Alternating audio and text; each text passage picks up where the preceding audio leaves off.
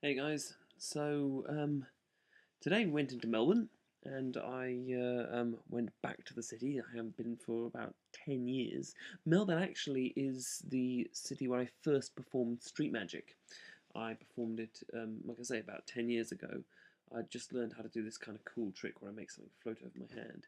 And I was bored one day, really bored. So I took a little train into town, into the city centre, and just started walking around with this thing floating over my hand. And people just started freaking out and going crazy. It was amazing.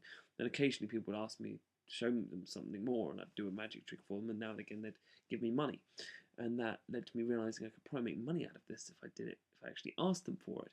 So when I went to university, I asked people for money after doing the exact same sort of stuff, and found I could make a little bit of money, and then I turned it into a bigger and bigger show. And with 10 years later, here I am.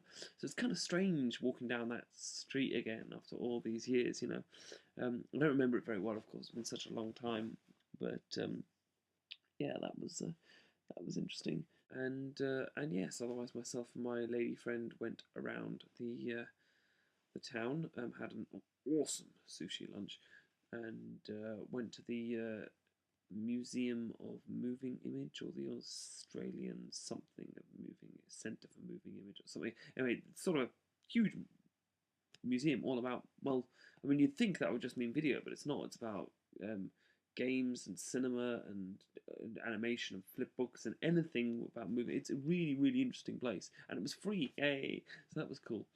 Um, Although I found one thing that was really driving me around the freaking bend is that I got a very uncomfortable bug bite last night. Not a bed bug, thankfully.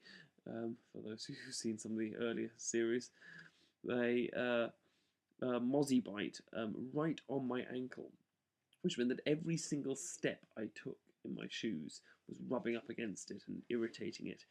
That was driving me crazy to the point where one point my girlfriend just had, look, sit down here on this bench. I'm going to buy you some flip flops. Stay there.